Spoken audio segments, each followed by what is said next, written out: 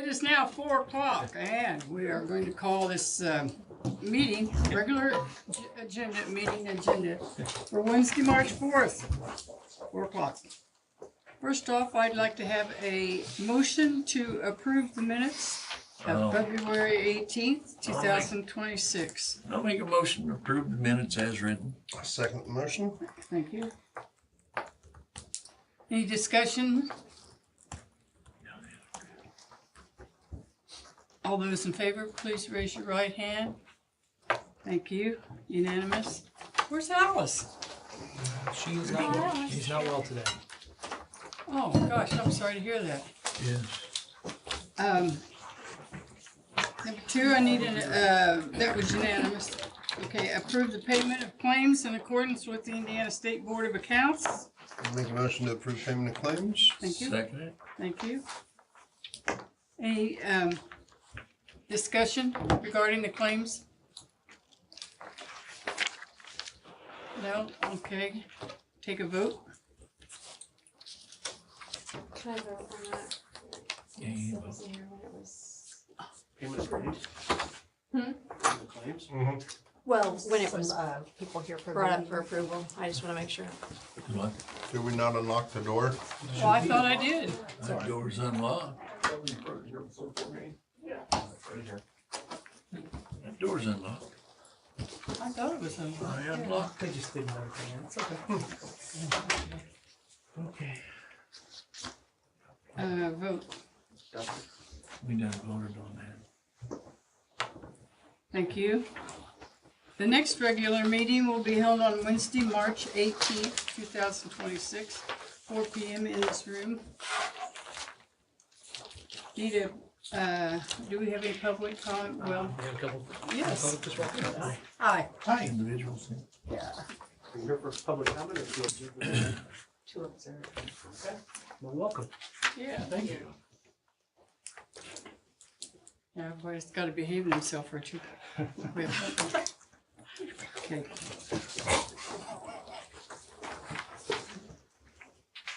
Old business. Do we have any old business? New business. Need a motion for the approval of Peru Waterworks SRF disbursement request number 12 to Watson Excavating Attachment 6A. I'll make a motion to accept 6A. Thank you. Second the motion. Thank you. Any discussion on it? Questions? Thank you. We'll have a vote. Unanimous.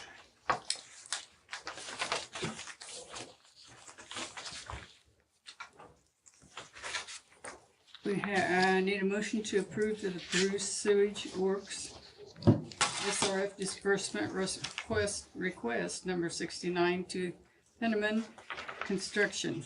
Make a motion to approve request 69, Cinnamon. Thank you. Second it.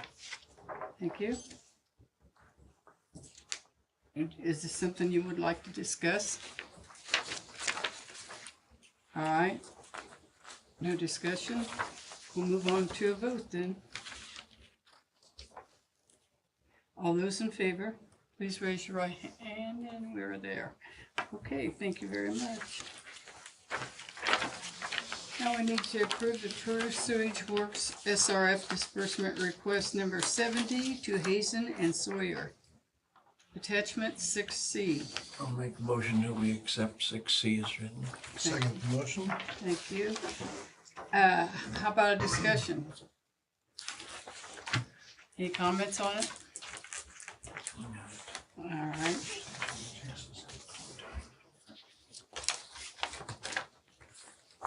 Oh, okay, thank you. Let's have a vote. Unanimous.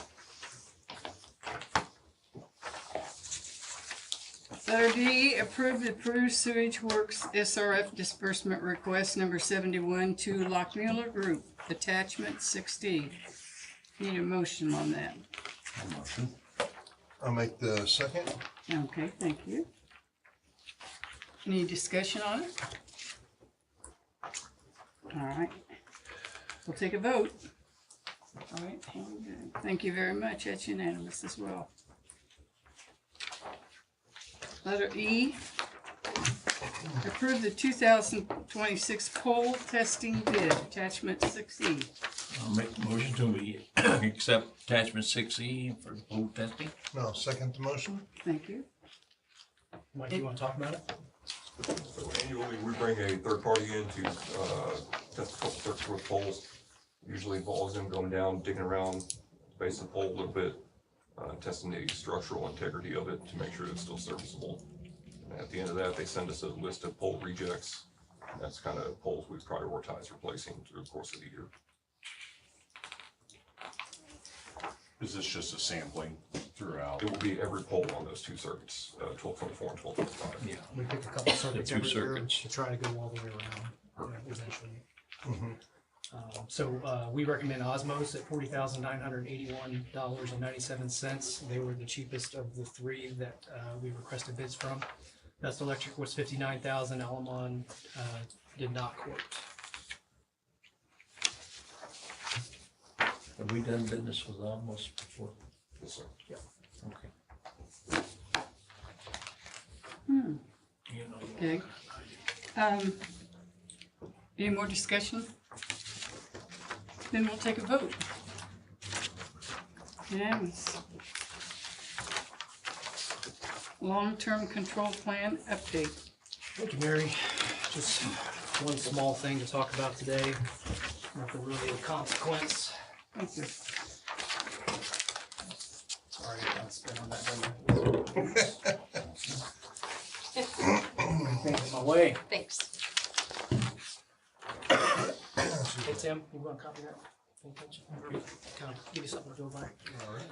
So, Friday afternoon, I talked with Teddy Deal from Bowen on the long-term control plan project, the storage portion of it. We didn't get this, I didn't get this till Monday. I think it was late Friday when he emailed it to us. Originally, the GMP for the storage portion of the project, the July guesstimate was $86,768,000. That's just on the construction side. And going back and forth and working through the project, knowing that we needed to get it under that, we estimated at financing that we would need construction-wise $83,361,600 to not have to raise rates again, because as we all know, they're unaffordable as it is. And they came in at $82,501,255. So about $800,000 less than what we requested for financing. So overall, with the Hazen and Sawyer construction inspection at $3 million, our estimation of Cornerstone Grant Management at $120,000, the allowance for legal bond and financial costs at just under $250,000. Total project costs with those two estimates, $85,860,655. 85 million. $85,860,655. Construction costs are $82,501,255, and this is a GMP. So that is a guaranteed maximum price. Now there are some caveats as to all contracts, and we'll work through those as we go. Teddy and his guys from Bowen will be here next meeting to have the formal contract and discuss for any questions that you guys might have about the entire project. And hopefully by then, they delayed financing because of, the world's burning apparently. And they're worried about the market jumping up, but they can only delay for a little bit when they go to the open market. So we think about 2 weeks. And the rates have gone up just a little bit, but they haven't gone up as much as they've kind of drifted off over the past month or two.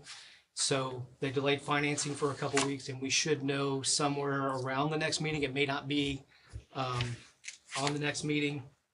It may be a couple days afterwards as to what that's going to be. But we still feel like, I talked to Baker Tilly yesterday, I think. I emailed with them, and they believe that the rates are still going to be sufficient. The interest rates are still going to be sufficient for the bonding on the open market, that our that our current rate will suffice, our current scheduled rate for wastewater will suffice. So, Good job.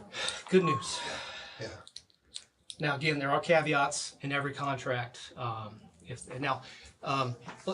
if you'd like, I'd like to just kind of go through each price point real quick. Now, they're going to be more detailed with this, but the primary system, the interceptor system, that's all the way down 2nd Street. That's the large portion of all of it, $39,486,130.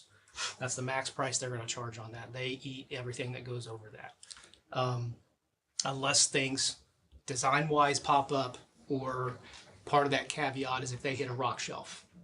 If they hit, now all the boring suggests that's not the case. Highly confident that that's never the case. But in that instance, we have a $4 million construction contingency in there. Or if there's, for some reason, the design has to be changed outside of the scope of the project because something's not working, something's in the ground that no one could foresee. There's a buried rail car somewhere, you know what I mean? And in this kind of town, you never know. Maybe 8 layers of brick, 30 feet down. You know what I mean? You never know in this Jimmy community. Hoffa. We can find Jimmy Hoff, right?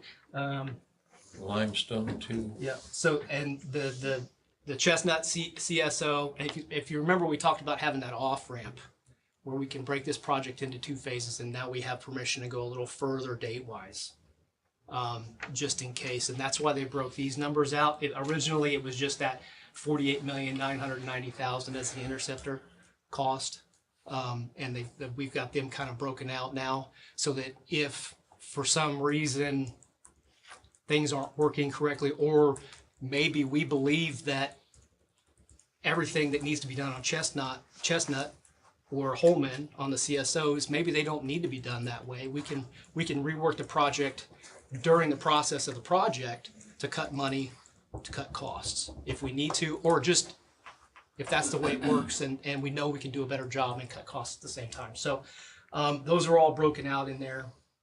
And then the contaminated soil allowance is $750,000. Now that's another caveat in the contract, because there's so many variables when we have contaminated soil, where we dispose of it, when we have to dewater. When the water hits that soil, it's automatically contaminated.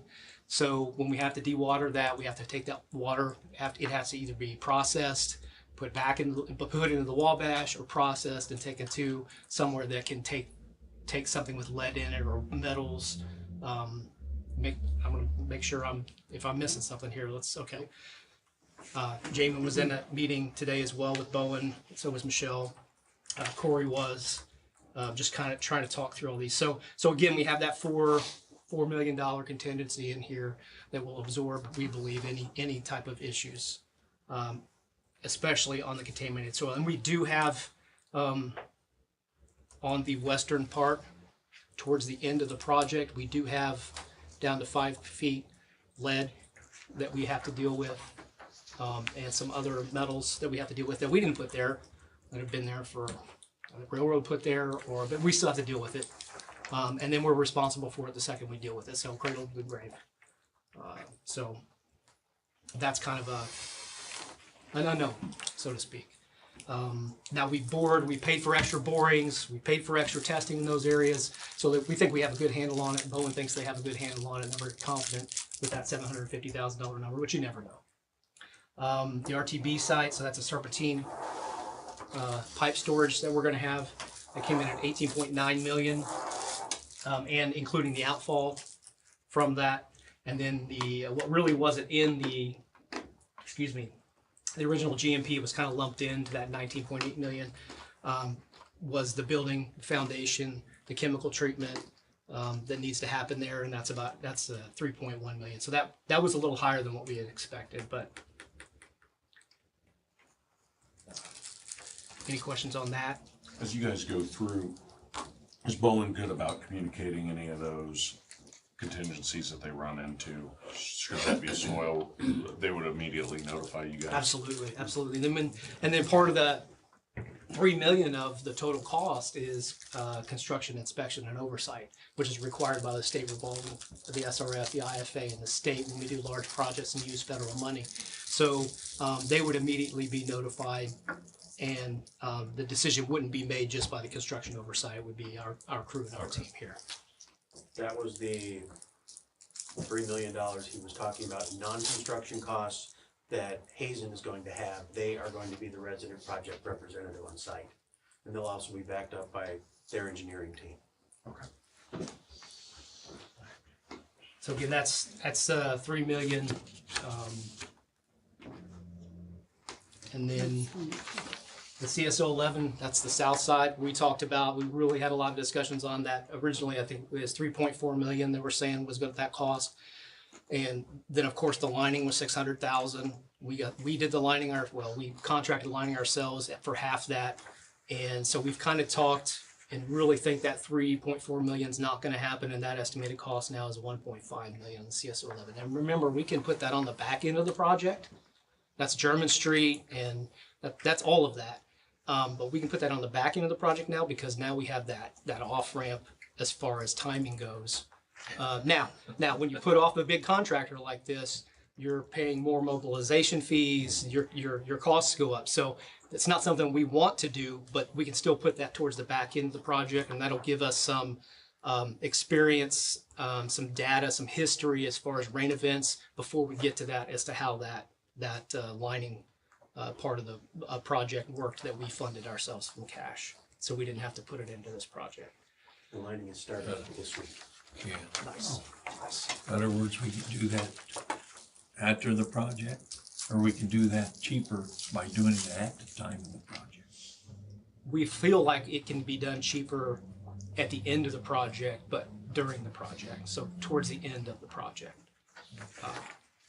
If we were to defer, they would have to move equipment Right. back to the project, and we would have additional costs. Yeah, it would increase. Yeah, mobilization costs are ridiculous. They're crazy. Especially when you're talking huge equipment. Now, CSO 11 is not really going to be huge equipment, and we're not going to be going 30 feet in the ground. I wouldn't think, for the most part. There's a small bit of storage in there, but most of that's inline pipe. So we still have to do something. We do have drainage issues up there that we have to take care of. So again, that'll be in the back of the project. And then water line replacements, they're just under 400,000 for main replacements. We were a little shocked at that. We thought that was a little low, but that's How on much, there. Maine, do we know? We don't really know for sure yet, until they get down into 2nd Street and really kind of dig around, literally. There's some mains that they're gonna be crossing. There is a main running down Second. They should be avoiding that, but they're digging a deep hole.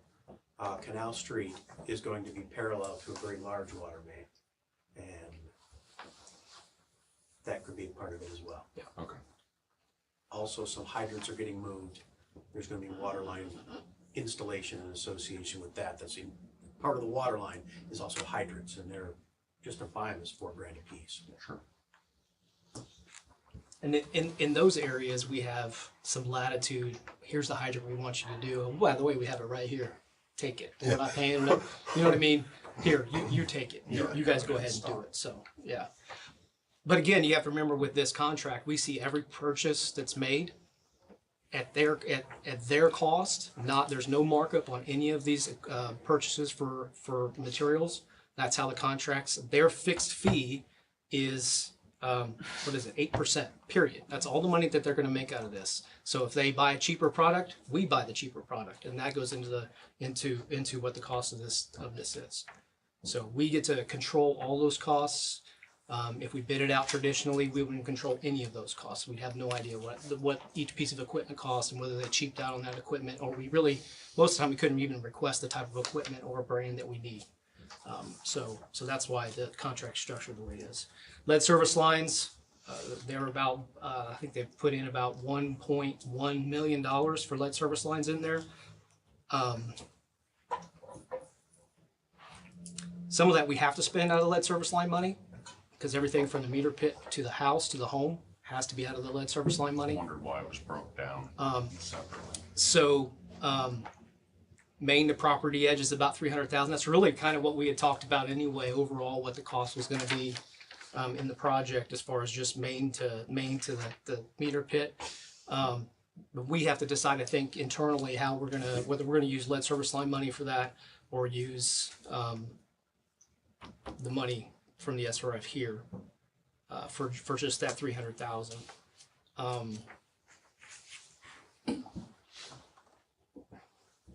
I've got a few opinions on it. I don't know that until we get to that point it matters. So, and then construction contingencies 4.3 million, and the contractor fixed fee is 6.1 million. They make no more money than that, no matter what they do for us. So that totals 82,501,255.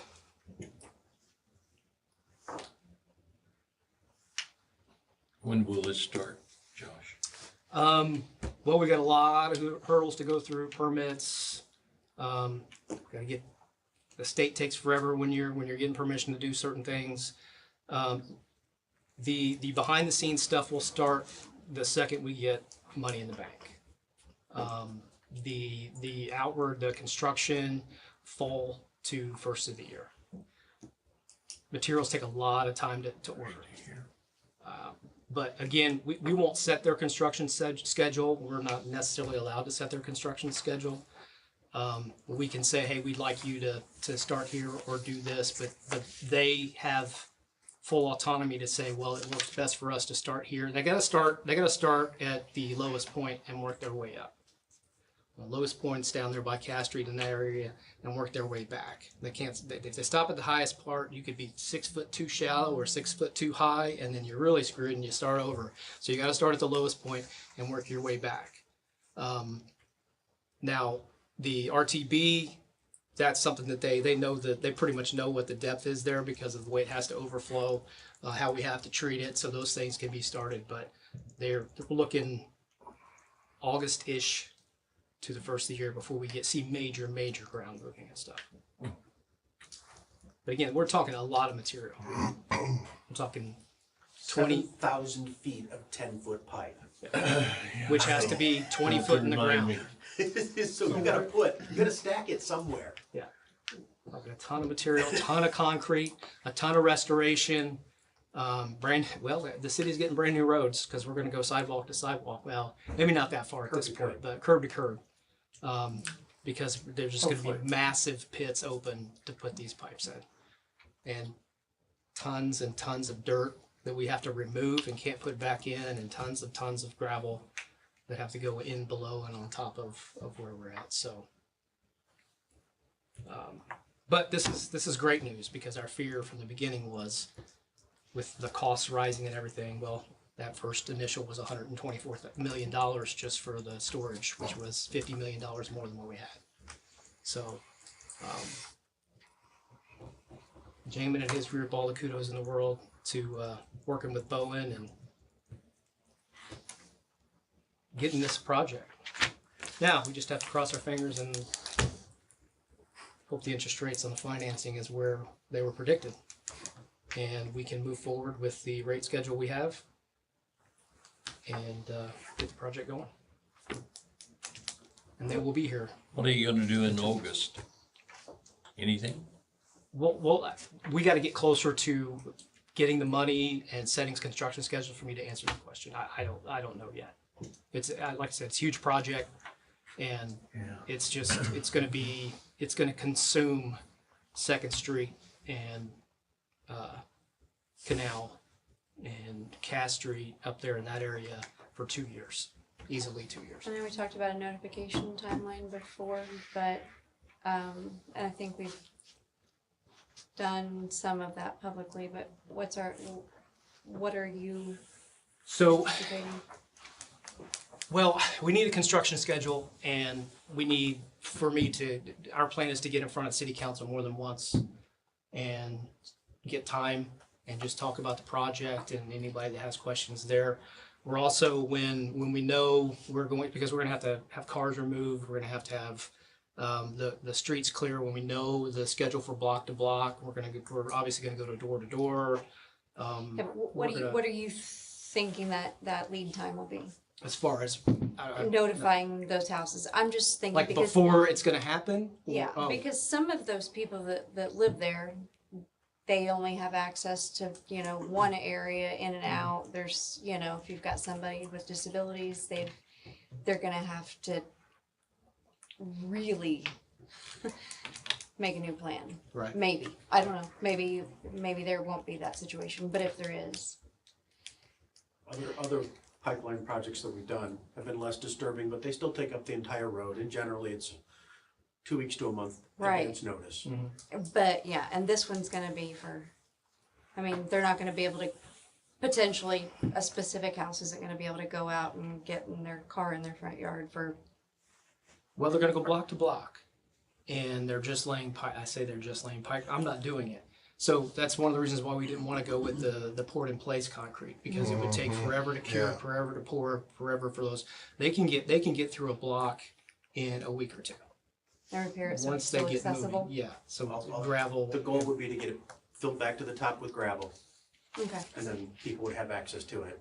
And then longer stretches would be, Paving. Yeah. then. I just, you know, yeah, wait for a I just, longer stretch I'm and then pave. looking for that we notify as, Absolutely. So it'll be a dirty quickly as gravel road for a possible. while, but depending on how much they pave at once. Yes. But again, we don't want to tear it up, moving equipment over Right. that, or repave it because we're doing Exactly. the next block. So there'll be, And they're Yeah. digging a big hole, backfilling it with stone, and It's they're gonna gotta compact settle. it, and it's gonna settle. So we don't wanna pave it and then it settles and pave it again. Mm-hmm. Do we have to amend it? you are right. That's something we need to focus on. Amend it. Yeah, And we'll get a I- plan together on that and then talk and let you guys, give us, talk about our approvals and Yeah. stuff on just, that. yeah, I I mean, don't think so. accessibility and Absolutely. then safety What too, was the just, I mean, if I ran a daycare right there, Well, Right. I'd wanna. You don't move- have to run a daycare, just the kids that live in the Yeah. area. Let 'em play in the I'd hole. want- I'd Will be wanna trying to completely get in just there. move. It will be constant. And then, go to. Speaking of which, does Bowen have any type of, I mean, I'm sure they have to put up, obviously, the temporary fencing and stuff for when they're doing the work, but outside of temporary fencing to keep people out, Okay. Wow, is it's going- after work hours, Yeah. I'm asking that. some type of monitoring or supervision? Cause I mean, Not typically, no. not typically. But again, that's part of the conversation we have to have once Okay. we know we have to have the contract signed and we know we have the money. Right. That's one of those things that is kind of a together conversation, not just saying this is what you'll do. And we'll Right, work right. together on that. So I didn't know if that was something that Not we looked typically, at in the no. past, but I mean, this is a little I've- larger than Yeah, things in the yeah. past, so I Absolutely. just, yeah. stuff we've done in the past, the holes have been 5 feet deep. That's different than a 25-foot deep. Right, And- well, and that's why I asked, because if a kid falls in that, you only fall in that once. And in speaking with them, it depends on what their turnaround is. It may be Right. one of those things where now you're going to put 3 sticks in and you're going to at least get us up to 5 feet or whatever. Yeah. You know what I mean? Cover it a little bit, or I don't know. That, again, Okay. that's in that group discussion that we'll have to have. Okay, They are gonna have trench box in there, they may be able to cover the tops of the trench boxes right, to limit access. All good points. So definitely things we have to consider. Communication is going to be huge. Just And- giving and somebody helping that where we opportunity can to and- relocate or ask for assistance, I don't know. is if there a that's plan gonna yet work. to talk with the school to deal with bus routes and moving kids around? or Not is yet, that because later? again, we don't have Timetables? Yeah. Okay, Most of the construction will be summertime, but I can't imagine them having it done Right. just in the Yeah. summer. That's No. all- no, That'll you know, be we have to done, go so. we have to go across the main road. And then knowing week by week which blocks are closed, I mean, we can't just tell the school, hey, right, no Second Street for 2 years. exactly, exactly. And we've given the PPD a heads up, There you go, PFD. yeah. You know, and matter of fact, they're like, hey, when are we going to talk about it? Well, when we get a construction schedule, they're as antsy as we are about it I was gonna because say, we're asking you the same because questions the PFD can't get down the road, right? Yeah. They have to be able to get down an alley, or so they have to have some type of access, and of course we'll work with the central dispatch. So there's a lot of big meetings that have to happen, and between when we get the schedule and we know what's going to happen, and then we'll have constant update meetings, and but yeah, I mean, hold us to that. Hold our feet to the fire on that, please. Let's see.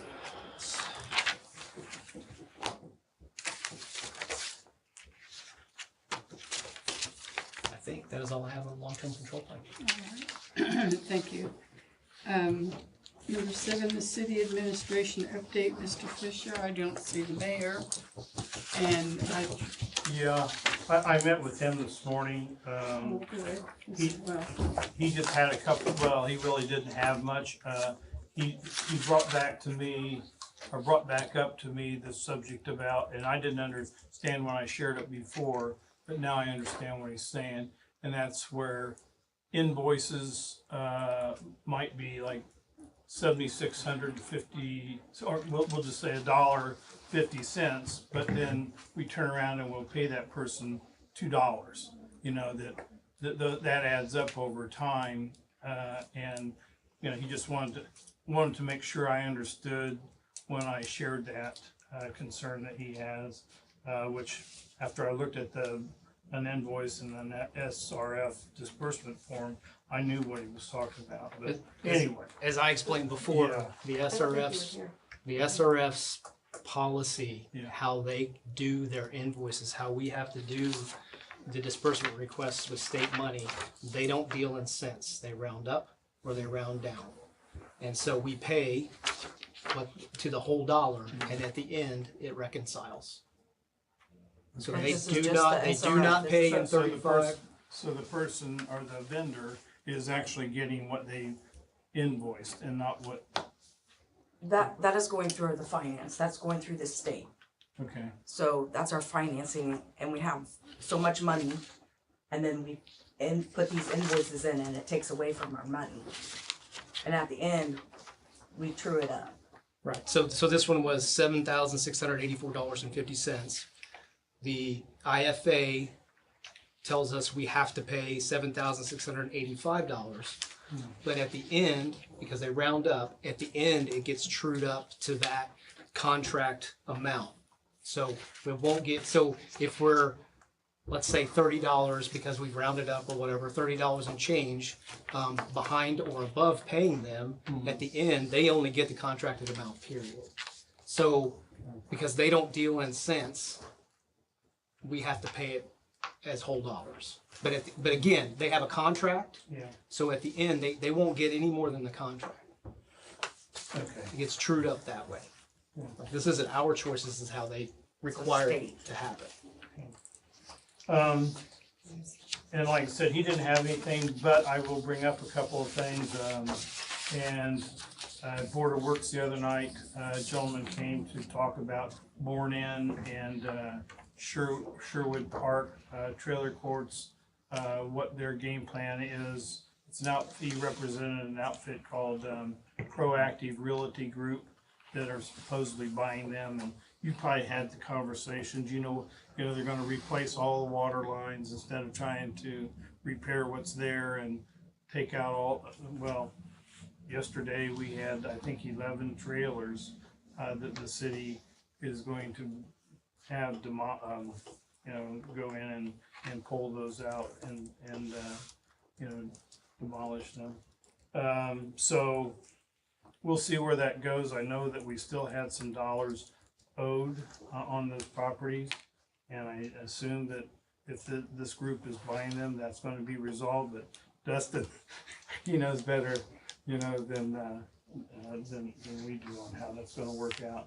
So anyway, that's going on. That's just starting back up. It'll be good to see what happens down the road with that. The First Farmers Bank building, that finally we got the grant dollars signed off on and everything, and it's going to actually start up here later this month. Just as a reminder, it's going to be apartments on the second and third floors and a restaurant and offices on the first floor. We've got a couple other things downtown, but we're trying to finalize the projects or what we receive from these developers on what they want to do. So we got a few things in the works. That's about it. Okay, thank you very much, Mr. Dixon. City Attorney's update. I call you Kerns, plural, because I'm old enough to remember Ralph Kearns. And no relation, and because there's no S, and I'll work hard to not do that to you anymore. Does not bother me. It's been cold first. I have been cold first. No doubt about that. Okay, so now we're gonna go to our city attorney, Mr. Dustin Kearns. No. No, No S, Mary. Give did us I that. say it? No J either. Pardon? No J either. The D. She said Jackson. Oh, she No. said just ignore it, go on, please. I will say, as far as the overpass on 31, it's been silent. Shouldn't have said that, but it has been.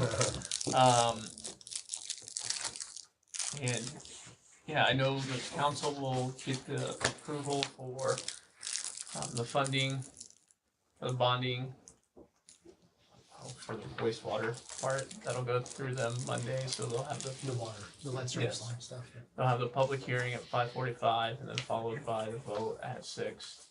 Well, whenever it gets to it, after the regular meeting starts. Outside of that, nothing. Okay. We're gonna Josh, talk will you about be that. there for that Oh, yeah. vote? Give up, Mary. Okay, next we have is the manager's report. Thank you. Don't have much to report. I like to brag on our people for a little bit, if I can. Oh, thank If you. you'd allow me to. Good, yes, of course.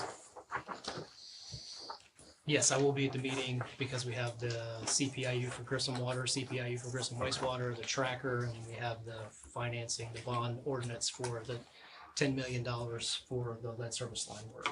That was at 5:45, is that right? Yes.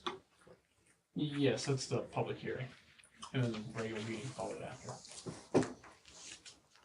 So,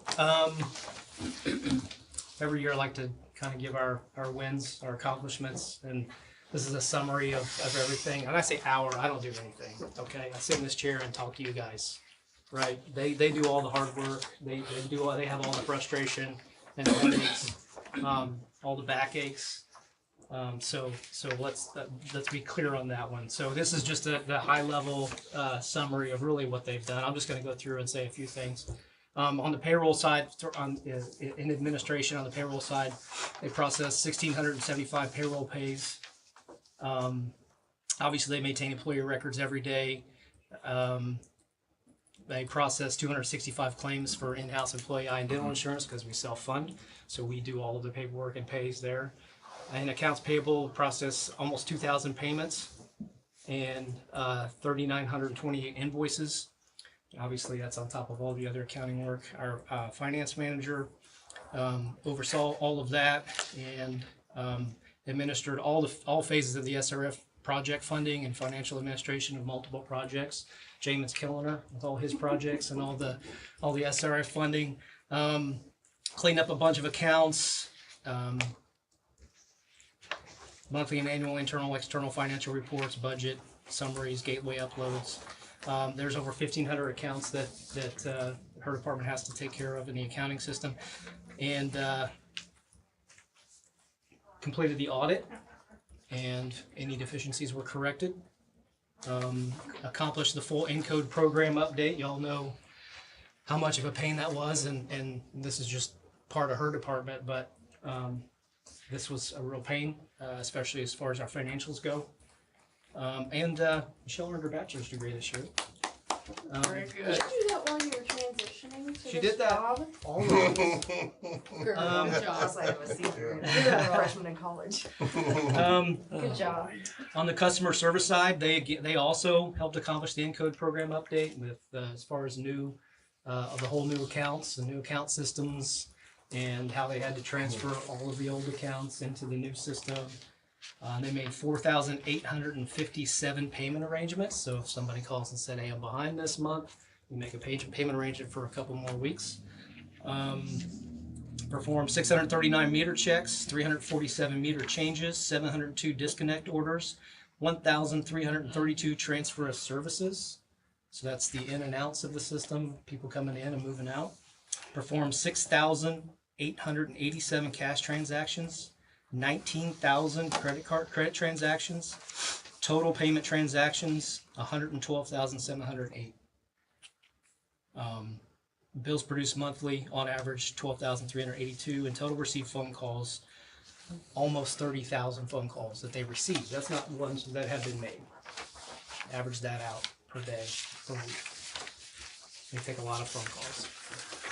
Our IT department, our Department of One, he also helped implement the Encode 10 software, worked on this Peru water SCADA network upgrade, the Peru wastewater SCADA network upgrade, working with both of the construction companies there, and Western Engineering. Started the new campus cameras, performed penetration testing on all the network and devices. Some network stats, there were 3,550,944,339 connections that have been blocked through the network, 1,200 malware attempts, 33 terabytes of data received, 33 terabytes of data sent, patches installed 2,305, 13 infections mitigated, number of computers and servers that are compromised, 0, network uptime 99.93%.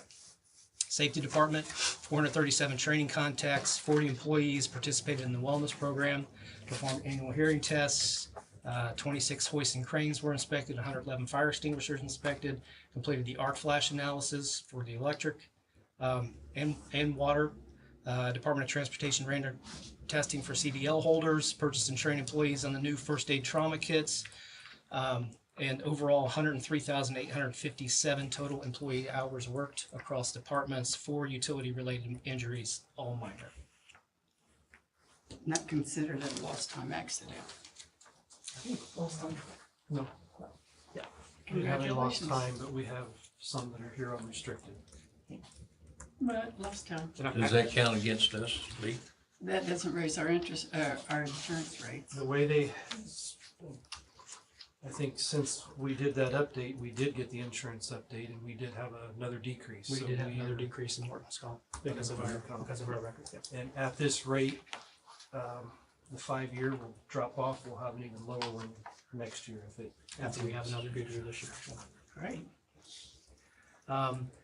And I believe soon we'll probably have a safety award announcement for the safety department and all departments. So, electric department completed both circuits out of the new Sub-Zero.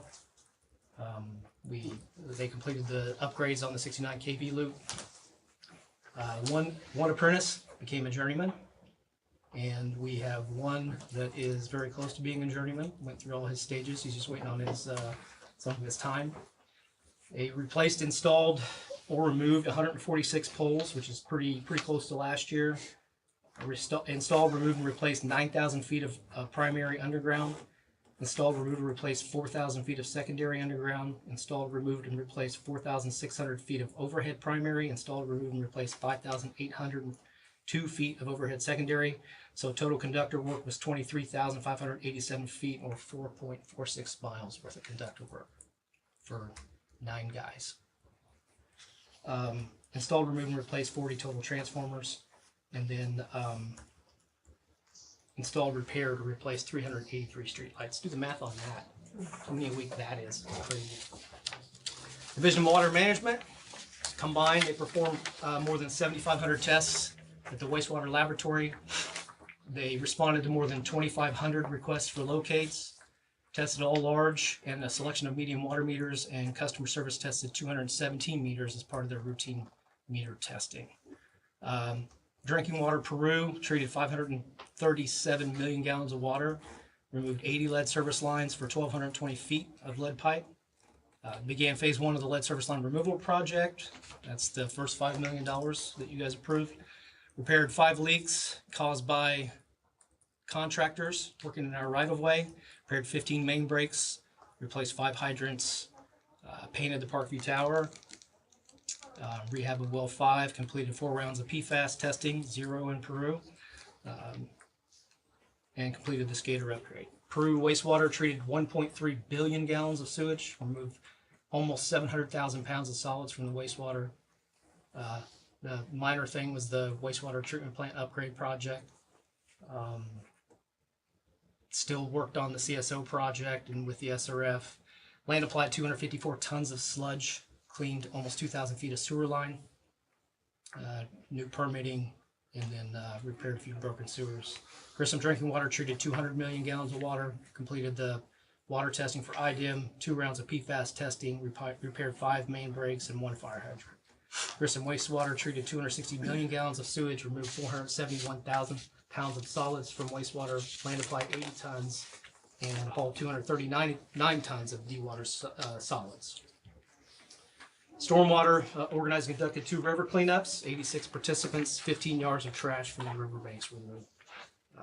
Distributed their coloring books that they have to distribute, their education required by Indiana code to do a lot of education on the stormwater side. Distributed 1,000 calendars with Peru High School Art Department. Conducted pollution prevention instruction for 500 high school students. I did invertebrate sampling, taught watershed runoff to 3rd grade students, and then of course they took care of the stormwater system grading and stuff. So that, again, that's just a really high level. They have day-to-day stuff that they have to do every day. They're in holes all the time. They're digging, they're in the air, they're in the cold, they're in the heat. They're out there sick, they're out there injured, they're out there sore, they're away from their families, they're on call. Some of them get 80 hours a week, 90 hours a week, you know, they just keep going.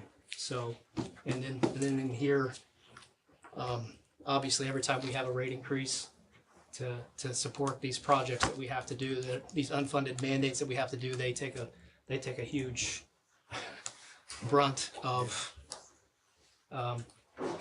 people upset about it, and some of it is rightfully so, but they do a good job and they're very professional at it, and I'm proud of all of them. I'm proud of being here, and I appreciate you guys allowing me to do that and be here for their success. So that's all I have. Good job. In other words, that person that's gonna be our locator on the lines and stuff. How's that coming along? So far, so good. Mike, the locating Individual. As far as I feel, it's going very well. it's way better. As far as I'm concerned. I mean, I had a look at it at my house 2 weeks ago for some foundation work, and they were out there that day, and the cable never, the company to do the cable and the other never even showed up. So, you know, we're always best. We're always better. So Just asked, inquired about it. that's all I have, Barry. Okay, thank you very much. Adjournment, I need a motion for that. I'll make a motion to adjourn. I'll second the motion. All those in favor? Unanimous, thank you very much. And thank you for coming in and listening. It goes quick, but